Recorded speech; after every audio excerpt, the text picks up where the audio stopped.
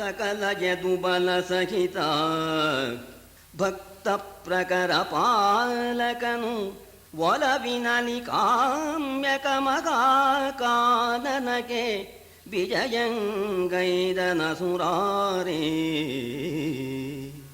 ಸಕಲ ಯದುಬಲ ಸಹಿತ ಭಕ್ತ ಪ್ರಕರ ಪಾಲಕನು ಒಲವಿನಲಿ ಕಾಮ್ಯಕ ಮಹಾಕಾನನಕ್ಕೆ ವಿಜಯಂಗೈದನು. ಕಾಮ್ಯಕ ಮಹಾಕಾನನಕ್ಕೆ ವಿಜಯಂಗೈದನ ಸುರಾರಿ.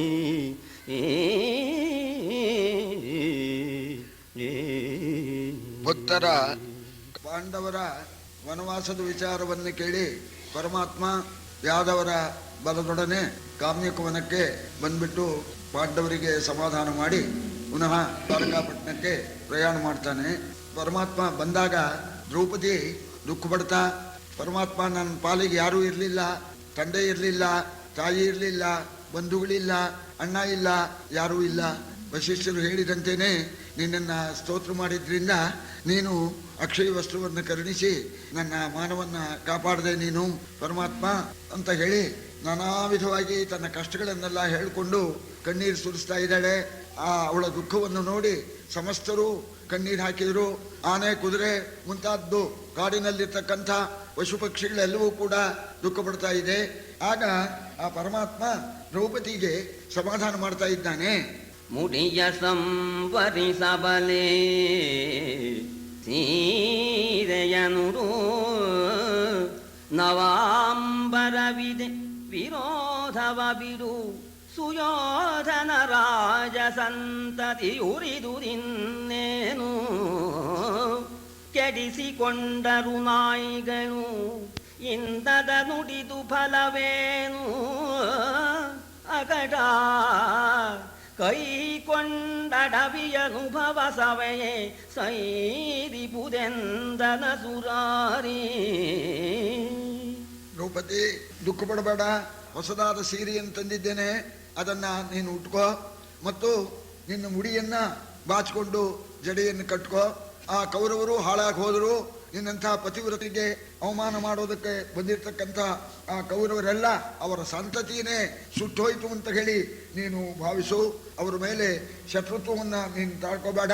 ನಾಯಿಗಳು ಅವರು ತಾವು ಮಾಡಿದ ಕರ್ಮದಿಂದ ಅವರು ಹಾಳಾಗಿ ಹೋದರು, ಇನ್ನು ಹೆಚ್ಚು ಹೇಳಿ ಏನು ಪ್ರಯೋಜನ, 13 ವರ್ಷ ಕಳೀಲಿ, ಮುಂದೆ ನಿಮಗೆ ಸುಖ ಉಂಟಾಗತ್ತೆ ಅಂತ ಪರಮಾತ್ಮ ದ್ರೌಪದಿಯನ್ನು ಸಮಾಧಾನ ಪಡಿಸೋದಕ್ಕೆ ಹೋಗೋಣ.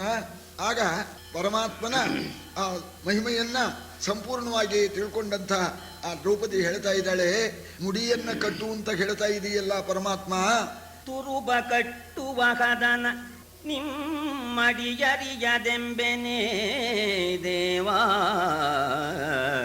ತುರುಬ ಕಟ್ಟುವ ಕದನ ನಿಮ್ಮಡಿಯರಿಯದೆಂಬೆನೇ ಸಕಲ ಸಚರಾಚರದ ಚೇತನ ರೂಪ ದೇಹಿತಿ ಕಾಯ ಕೃತ ಸಾಕ್ಷಿ ತರಿದು ದುಶ್ಯಾಸನನ ವಕ್ಷದೊಳೊರೆವರ ಕುತನೊಳದ್ದಿ ಕಟ್ಟುವ ದುರುಬನರಿಯ ಕೃಷ್ಣ. ತರಿದು ದುಶ್ಯಾಸನನ ವಕ್ಷದೊಳು ಒರೆವರ ಕುತದೊಳದ್ದಿ ಕಟ್ಟುವ ದುರುಬನರಿಯ ಕೃಷ್ಣ ಎಂದಳು ಕಮಲಮುಖಿ ನಗುತ್ತ. ಪರಮಾತ್ಮ ತುರುಬನ್ನ ಕಟ್ಟು ಅಂತ ಹೇಳ್ತಾ ಇದ್ದೀಯಲ್ಲ, ನಾನು ತುರುಬನ್ನ ಕಟ್ಟತಕ್ಕಂಥದ್ದು ಯಾವ ರೀತಿ ಅಂತನ್ನೋ ವಿಚಾರ ನಿನಗೆ ಗೊತ್ತಿಲ್ಲ ಅಂತ ಅನ್ನೋ ಹಾಗಿಲ್ಲ. ಯಾಕೆಂದ್ರೆ ಸಸರಾಚರದ ಚೇತನ ರೂಪ ದೇಹಿ ನಿಕಾಯ ಕೃತಿ ಸಾಕ್ಷಿ, ಸಮಸ್ತರ ಚರ ಅಚರ ಎಲ್ಲವನ್ನೂ ವ್ಯಾಪಿಸಿಕೊಂಡು ಎಲ್ಲದರಲ್ಲೂ ಕೂಡ ಇರ್ತಕ್ಕಂಥವು ನೀನು ಚೈತನ್ಯ ರೂಪನಾಗಿ ಸಮಸ್ತವಾದ ಚರಾಚರ ಪ್ರಾಣಿಗಳಲ್ಲಿ ವಾಸ ಮಾಡ್ತಾ ಇದ್ದೀಯ. ಈ ಜೀವರು ದೇಹಿಗಳು ಮಾಡತಕ್ಕಂತಹ ಕರ್ಮಕ್ಕೆ ಸಾಕ್ಷಿಭೂತನಾಗಿ ಇದ್ದೀಯ ನೀನು. ನಿನಗಿದು ಗೊತ್ತಿಲ್ವೇ ಅಥವಾ ನನ್ನ ಬಾಯಲ್ಲಿ ಹೇಳಿಸ್ಬೇಕು ಅಂತ ಈ ರೀತಿ ಹೇಳ್ತಾ ಇದ್ದೀಯಾ? ಪರಮಾತ್ಮ ವಿಷ್ಣುನನ್ನ ಕತ್ತರಿಸಿಬಿಟ್ಟು ಅವನ ಆ ರಕ್ತದಿಂದ ನೆನೆಸಿಬಿಟ್ಟು ಜಡೆ ಕಟ್ಟಬೇಕು ಎಂಬತಕ್ಕಂಥ ವಿಚಾರ ನಿನಗೆ ಗೊತ್ತಿಲ್ವೇ ಪರಮಾತ್ಮ ಅಂತ ಹೇಳಿ ಹೇಳ್ತಾ ಇದ್ದಾಳೆ. ಐಸಲೇ ದುರ್ಯೋಧನಾದಿಗಳೇ ಸರವದಿರು ಭೀಮ ಪಾರ್ಥರ ಬೀಸರಕ್ಕೆ ಬಲುಗೈಯೆ ಬರ್ಹಿಂ ಮುಖರ ಭಾರವಣಿ ದೂಸಕನ ರಕ್ತದಲ್ಲಿ ನಿನ್ನಯ ಕೇಶವನು ಕಟ್ಟಿಸುವೆ ದೂಸಕನ ರಕ್ತದಲ್ಲಿ ನಿನ್ನಯ ಕೇಶವನು ಕಟ್ಟಿಸುವೆ ನಿನ್ನಯ ಭಾಷೆ ತನ್ನದು ತಾಯೇ ತವಕಿಸಬೇಡ ನೀನೆಲ್ದ. ಇಷ್ಟೇ ತಾನೆ ಆ ದುರ್ಯೋಧನ ದುಶ್ಯಾಸನ ಭೀಮಾರ್ಜುನರ ಮುಂದೆ ನಿಲ್ಲಬಲ್ಲರೆ? ಯಾಕೆ ಯೋಚನೆ ಮಾಡ್ತಾ ಇದ್ದೀಯ? ದೇವತೆಗಳಿಗೂ ಕೂಡ ಭೀಮಾರ್ಜುನರನ್ನ ಗೆಲ್ತಕ್ಕಂಥ ಯೋಗ್ಯತೆ ಇಲ್ಲ. ಇನ್ನೂ ಆ ಸಾಮಾನ್ಯರಾಗಿರ್ತಕ್ಕ ಆ ಕೌರವರ ಪಾಡೇನು? ನೀನು ಹೇಳಿದಂತೇನೆ ಆ ದುಶ್ಯಾಸನನ ರಕ್ತದಿಂದ ನಿನ್ನ ಮುಡಿಯನ್ನ ನಾನು ಕಟ್ಟಿಸ್ತೇನೆ. ನೀನೇನು ಯೋಚನೆ ಮಾಡಬೇಡ. ನೀನೇನು ಪ್ರತಿಜ್ಞೆ ಮಾಡಿದೀಯೋ ದುಶ್ಯಾಸನನ ರಕ್ತದಿಂದ ನೆನೆಸಿ ಮುಡಿ ಕಟ್ತೇನೆ ಅಂತ ಪ್ರತಿಜ್ಞೆ ಮಾಡಿರ್ತಕ್ಕಂಥ ಆ ನಿನ್ನ ಪ್ರತಿಜ್ಞೆ ನಂದು. ನಾನು ನೆರವೇರಿಸಿಕೊಡ್ತೇನೆ. ಕಾಲ ಬರಲಿ, ಈಗ ಆತಡ ಪಡಬೇಡ ಅಂತ 13 ವರ್ಷ ಆಗ್ಬೇಕಲ್ಲ, ಆತಡ ಪಡಬೇಡ. ನಾನು ಮುಡಿಯನ್ನು ಕಟ್ಟಿಸ್ತೇನೆ. ವರ ತಪಸ್ವಿನಿ ನೀನು ನಿನ್ನನ್ನು ಕೆರಳಿಸಿದರೆ ಕುನ್ನಿಗಳು ಮಿಗೆ ಭರತ ಸಂತತಿ ಫಲಿತ ಕದಳಿಯ ತೆರದೊಳಾಯಿದಲ ಕುರುಡನರಿಯದೆ ಹೋದರೆಯೋ ಕಂಗುರುಡರಾದರೆ ಭೀಷ್ಮ ವಿದುರಾದ್ಯರೋ ಕುರುಡನರಿಯದೆ ಹೋದರೆಯು ಕಂಗುರುಡರಾದರೆ ಭೀಷ್ಮ ವಿದುರಾದ್ಯರು ಮಹಾದೇವಾಯನುತ ಮುರರಿ ಪುತೂಗಿದನು ಶಿರವಾ. ವರ ತಪಸ್ವಿನಿ ನೀನು, ನಿಮಿತ್ತ ಮಾತ್ರಕ್ಕೆ ನಾವು ಬೇಕಷ್ಟೇ. ನಿನ್ನನ್ನು ಕೆಣಕಿದ್ರಿಂದೇನೆ ಅವರು ಹಾಳಾಗಿ ಹೋದ್ರು ಅಂತ ಅರ್ಥ. ಯಾಕೆ ಸಾಧ್ವಿ ಶಿರೋಮಣಿ ಮಹಾ ತಪಸ್ವಿನಿಯಾಗಿದ್ದೀಯ ನೀನು. ನಿನ್ನನ್ನ ಕೆರಳಿಸಿದ್ದಾರೆ. ಅವರು ಇನ್ನು ಬದುಕೋದುಂಟೆ. ಭರತ ಸಂತತಿಯೇನೆ ಈ ಗೊನೆ ಬಿಟ್ಟ ಬಾಳೆ ಅಂತೆ ಆಯ್ತು ಅಂತ. ಫಲಿತ ಕದಳಿ ಆಯ್ತು. ಬಾಳೆಯಲ್ಲಿ ಗೊನೆ ಬಿಟ್ಬಿಟ್ರೆ ಅದು ನಾಶವಾಗತ್ತಲ್ಲ. ಇಂಥದ್ದಕ್ಕೆ ಅವಕಾಶ ಕೊಟ್ಬಿಟ್ರಲ್ಲ, ಆಶ್ಚರ್ಯ. ಮಹಾದೇವ ಅವನಿಗೇನೋ ಕಣ್ಣಿಲ್ಲ, ಧೃತರಾಷ್ಟ್ರನಿಗೆ ಕಣ್ಣಿಲ್ಲ. ಅವನು ಏನು ಮಾಡೋದಕ್ಕೆ ಸಾಧ್ಯ? ಕಣ್ಣಿದ್ದೂ ಕೂಡ ಭೀಷ್ಮ ದ್ರೋಣ ಕೃಪಾ ಮೊದಲಾದವರಿಗೆ ಕಣ್ಣಿದ್ದೂ ಕೂಡ ಕುರುಡರಾದ್ರಲ್ಲ. ಇಂಥ ದುಸ್ಥಿತಿಗೆ ಅವಕಾಶ ಕೊಟ್ಬಿಟ್ರಲ್ಲ ಶಿವ ಅಂತ ಹೇಳಿಬಿಟ್ಟು ನಿಜವಾಗೂ ಭೀಷ್ಮಾದಿಗಳು ಇದ್ದೂ ಕೂಡ ಕುರುಡರಂತೆ ವರ್ತಿಸಿದ್ರು. ನಾನು ಇರ್ಲಿಲ್ಲ, ನಾನು ಇದ್ದಿದ್ರೆ ಇಷ್ಟಕ್ಕೆ ಅವಕಾಶ ಕೊಡ್ತಾ ಇರ್ಲಿಲ್ಲ. ಶಕುನಿ ಕಲಿಸಿದ ಕಪಟವೇ ಕೌಲಿಕದ ಜೂಜಿದು ಇದು ನಿಮ್ಮನಿ ಕಾಮ್ಯಕಕ್ಕೆ ತಂದುದು ಜೂಜಿನಲಿ ತಾನಿಲ್ಲಲೇ ಎನಲು. ಆ ಶಕುನಿ ಮೋಸ್ಕಾರ ಅವನೇ ಏರ್ಪಾಟ್ ಮಾಡಿದ್ದು. ಆ ಶಕುನಿಯ ಮೋಸವೇ ಈ ಜೂಜು. ಈ ಜೂಜೇನೆ ನಿಮ್ಮನ್ನ ಕಾಮ್ಯಕಾರಣ್ಯಕ್ಕೆ ತಂದಿದೆ. ನಾನು ಇದ್ದಿದ್ರೆ ಇಷ್ಟಕ್ಕೆ ಅವಕಾಶನೇ ಕೊಡ್ತಾ ಇರ್ಲಿಲ್ಲ. ನಾನು ಇರ್ಲಿಲ್ಲ ಅಂತ ನೋಣ.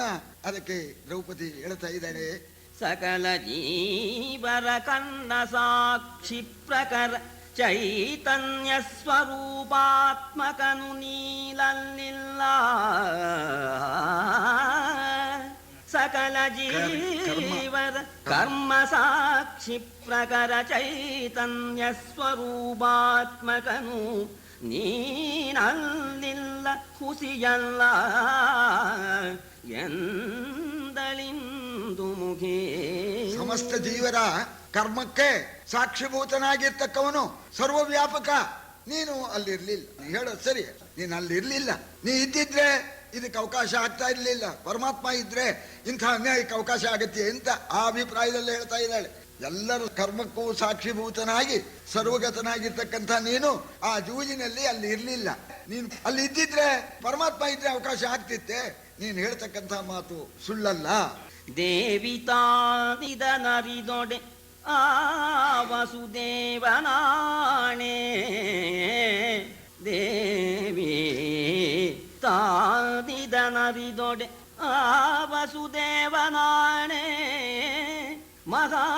ಮಹಾದ್ಭುತವನದನೇ ಒಗಳ್ವೆನು ಯದು ನೃಪಾಲ ವಿಪತ್ ಪರಂಪರೆಯ.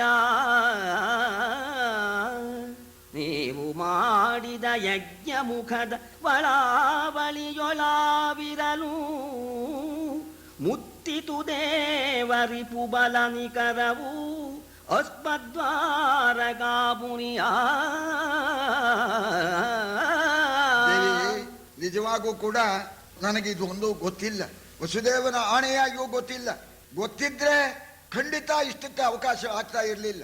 ನಾನು ದ್ವಾರಕಾಪಟ್ಟಣದಲ್ಲಿ ಇದ್ದಿದ್ರೆ ಇದಕ್ಕೆ ಅವಕಾಶ ಆಗ್ತಾ ಇರಲಿಲ್ಲ. ನಾನು ದ್ವಾರಕಾಪಟ್ಟಣದಲ್ಲಿ ಇಲ್ಲದೆ ಇರ್ತಕ್ಕಂಥ ಕಾಲದಲ್ಲೇನೆ ನಮ್ಮ ಸುಳಿವು ತಪ್ಪಿಸಿಬಿಟ್ಟು ಇಂಥ ಒಂದು ಅನ್ಯಾಯ ನೆರವೇರುವಂತಹದ್ದಾಗಿದೆ. ನಾನೇನಾದ್ರೂ ದ್ವಾರಕೆಯಲ್ಲಿ ಇದ್ದಿದ್ರೆ ಖಂಡಿತ ಬರ್ತಾ ಇದ್ದೆ, ಕರೀದೇ ಇದ್ರು ಬರ್ತಾ ಇದ್ದೆ. ಬಂದು ಬಿಟ್ಟು ಇಲ್ಲ ಜೂಜನ್ನ ನಿಲ್ಲಿಸ್ತಾ ಇದ್ದೆ. ಜೂಜು ನಿಲ್ಲದೆ ಇದ್ರೆ ಕೌರವನ್ನ ದುರ್ಯೋಧನಾದಿಗಳನ್ನ ನಾಶ ಮಾಡ್ತಾ ಇದ್ದೆ. ಇಷ್ಟಕ್ಕೆ ಅವಕಾಶ ಕೊಡ್ತಾ ಇರಲಿಲ್ಲ. ನಾನು ದ್ವಾರಕಾಪಟ್ಟಣದಲ್ಲಿ ಇರಲಿಲ್ಲ. ಯಾಕಿರ್ಲಿಲ್ಲ ಅಂತ ಕೇಳೋಣ. ನಾನು ನಿಮ್ಮ ರಾಜಸೂಯ ಯಾಗಕ್ಕೆ ಅಂತ ಬಂದಲ್ಲ. ಸರಿ, ಬಹಳ ದಿವಸದ ಆ ಕೆಲಸ ಅಂತ ಹೇಳಿ ದ್ವಾರಕೆಗೆ ರಕ್ಷಣೆಗೆ ಬಲರಾಮಾದಿಗಳಿಗೆ ಏರ್ಪಾಟ್ ಮಾಡಿಬಿಟ್ಟು ನಾನು ನಿಮ್ಮ ರಾಜಸೂಯ ಯಾಗಕ್ಕೆ ಬಂದೆ. ತಿಂಗಳುಗಟ್ಟಲೆ ಇಲ್ಲಿ ಇರಬೇಕಾಯಿತು. ನಾನು ಇಲ್ಲೇ ಇದ್ದು ಬಿಟ್ಟಿದ್ದೆ. ಅದೇ ಕಾಲ ನೋಡ್ಕೊಂಡು ಲಗ್ಗೆಗಳು ಕೂವುದಲ್ಲಲೇ ಬಲು ದುರ್ಗಬದು ದುರ್ಭೇದವು ಅವರೊಳಗಗ್ಗಳೆಯರಿದ್ದುದು ಹಲಾಯುಧ ಮನ್ಮಥಾದಿಗಳು ಬಗ್ಗಿ ಕವಿವ ಕಠೋರ ದೈತ್ಯರ ನುಗ್ಗು ನುರಿ ಮಾಡಿದರು. ಬಗ್ಗಿ ಕವಿವ ಕಠೋರ ದೈತ್ಯರ ನುಗ್ಗು ನುರಿ ಮಾಡಿದರು. ಹರಣದ ಸುಗ್ಗಿ ಮೆರೆದುದು ಮಾರ್ಬಲದೊಳು ಅಬುಜಾಕ್ಷಿ ಕೇಳೆಲ್ಲ. ನಾನು ಇಲ್ಲಿ ನಿಮ್ಮ ಯಜ್ಞದ ಗಲಾಟೆಯಲ್ಲಿ ಇಲ್ಲಿದ್ಬಿಟ್ಟೆ. ಇದೇ ಕಾಲ ಕೃಷ್ಣ ಇಲ್ಲ, ದ್ವಾರಕಾಪಟ್ಟಣನ ನಾಶ ಮಾಡಿಬಿಡೋಣ ಅಂತ ಹೇಳಿ ಆ ಬಲಿಷ್ಠರಾಗಿರ್ತಕ್ಕಂಥ ದೇವತೆಗಳ ಶತ್ರು ಆ ಸಾಲ್ವ ಸೈನ್ಯ ಸಮೇತನಾಗಿ ಬಂದ್ಬಿಟ್ಟ. ಆದ್ರೆ ನಮ್ಮ ದ್ವಾರಕಾಪಟ್ಟಣ ನಾಶವಾಗ್ತಕ್ಕಂಥದ್ದಲ್ಲ, ಬಲವಾದ ಕೋಟೆ. ಇದು ಅಲ್ದೇನೆ ಅಲ್ಲಿ ಬಲವಾಗಿ ನಮ್ಮ ಪ್ರದ್ಯುಮ್ನ, ನಮ್ಮ ಬಲರಾಮ, ಈ ಸಾತ್ಯಕಿ ಮೊದಲಾದವರನ್ನ ಇಟ್ಟೇ ಬಂದಿದ್ದೆ ನಾನು. ಅವರೇನೋ ನುಗ್ಗೋಕ್ ಬಂದ್ರು, ಬಿಡ್ಲಿಲ್ಲ ನಮ್ಮ ಕಡೆಯವರು. ಆ ನುಗ್ಗಿ ಬರ್ತಕ್ಕಂಥ ದೈತ್ಯ ಸೈನ್ಯವನ್ನ ನುಗ್ಗು ನುಸಿ ಮಾಡಿ ಪುಡಿ ಮಾಡಿ ಹಿಮ್ಮೆಟ್ಟಿಸಿ ಓಡಿಸ್ಬಿಟ್ರು. ಅಳುಕಿ ಮುತ್ತಿಗೆ ತೆಗೆದು ಸಾಲ್ವನ ದಳ ಮುರಿದು ನಿಜಪುರಕ್ಕೆ ಕಾಯ್ದುದು. ಗೆಲವು ಸಾತ್ಯಕಿ ರಾಮ ಕಾಮಾದಿಗಳ ವಶವಾಯಿತು. ಗೆಲವು ಸಾತ್ಯಕಿ ರಾಮ ಕಾಮಾದಿಗಳ ವಶವಾಯಿತು. ಬಳಿಕ ನಿಮ್ಮಯ ರಾಜಸೂಯಕ್ಕೆ ಕಲಶವಿಟ್ಟು ಮರಿಯ ನಗರಿಯ ಕಳವಳವ ಸಂತೈಸಿ ನಡೆದೆವು ಸಾಲ್ವ ಪಟ್ಟಣಗೆ. ಎಷ್ಟೋ ಆ ಸಾಲ್ವನ ಆ ಸೈನಿಕರನ್ನೆಲ್ಲ ಸಂಹಾರ ಮಾಡಿಬಿಟ್ರು. ಸಾಲ್ವ ಹೆದರ್ಕೊಂಡು ಹೊರಟೋಗ್ಬಿಟ್ಟ. ಸರಿ, ಬಲರಾಮಾದಿಗಳಿಗೆ ಗೆಲುವಾಯ್ತು. ನಾನು ರಾಜಸೂಯಾಗ ಮುಗಿಸ್ಕೊಂಡು ಸರಿ ನಾನು ಹೋದ್ಮೇಲೆ ವಿಷಯವೆಲ್ಲ ಗೊತ್ತಾಯ್ತು. ಆದರೂ ಶತ್ರುಗಳಿಂದ ಬಹಳ ಹಾನಿ ಆಗಿತ್ತು. ಆ ದ್ವಾರಕಾಪಟ್ಟಣಕ್ಕೆ ಹಾನಿ ಆಗಿರ್ತಕ್ಕಂಥದ್ದನ್ನೆಲ್ಲ ಬಂದೋಬಸ್ತ್ ಮಾಡಿಬಿಟ್ಟು ಆಮೇಲೆ ಎಲ್ಲ ಹೇಳಿದ್ರು, ನೀನು ಇಲ್ಲದೆ ಇರ್ತಕ್ಕಂಥ ಕಾಲ ನೋಡಿ ಆ ಸಾಲ್ವ ಮತ್ ಬಂದು ಧ್ವಂಸ ಮಾಡಿಬಿಡ್ತಾನೆ ಅಂತ ಹೇಳಿದ್ರು. ಆಗ ಸಾಲ್ವನ್ನ ಸಂಹಾರ ಮಾಡಿಬಿಡೋಣ ಅಂತ ಯೋಚನೆ ಮಾಡಿ ನಾನು ನಮ್ಮ ಪ್ರದ್ಯುಮ್ನ, ಸಾತ್ವಿಕಿ ಮೊದಲಾದ ವೀರರೊಡನೆ ಸೈನ್ಯವನ್ನು ತೆಗೆದುಕೊಂಡು ಅವನ ಪಟ್ಟಣಕ್ಕೆ ನುಗ್ಗಿದೆ. ಆದರೆ ಆ ಸಾಲ್ವೊಂದು ಅದು ಸಾಮಾನ್ಯ ಪಟ್ಟಣವಲ್ಲ. ಏನನೆಂಬೆನು ಸಾಲ್ವಪುರದ ನವೀನ ಮಾಯಾ ರಚನೆಯನು ನಮಗಾನಲ ಸದಳವು ಉಳಿದ ಗೀರ್ವಾಣರಿಗೆ ಗೋಚರವೇ. ದಾನವನ ಮಾಯಾಪುರದ ಸಂಸ್ಥಾನ ಮರ್ಮವನರಿದು ಶರಸಂಧಾನದಲ್ಲಿ ಸಂಹರಿಸಿದೆವು ಸಾಲ್ವಾದಿರಿಪು ಭಟರ. ಮಾಯಾದಿಂದ ಕಟ್ಟಿರ್ತಕ್ಕಂತಹ ಪಟ್ಟಣ, ಅವರು ಮಾಯಾದಿಂದ ಯುದ್ಧ ಮಾಡತಕ್ಕವರು.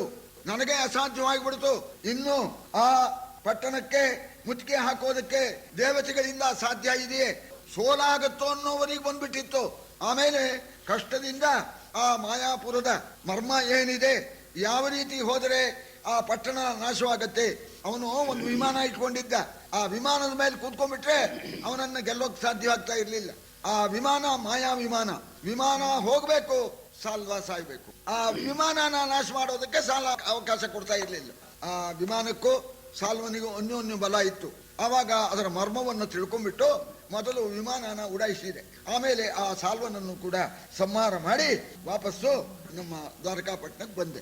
ಅದೇ ಕಾಲ ನಾನು ಸಾಲ್ವನ ಪಟ್ಟಣಕ್ಕೆ ಹೋಗಿದ್ದೇನೆ. ಇಲ್ಲಿ ಇಂಥ ಅನಾಹುತ ಆಯ್ತು.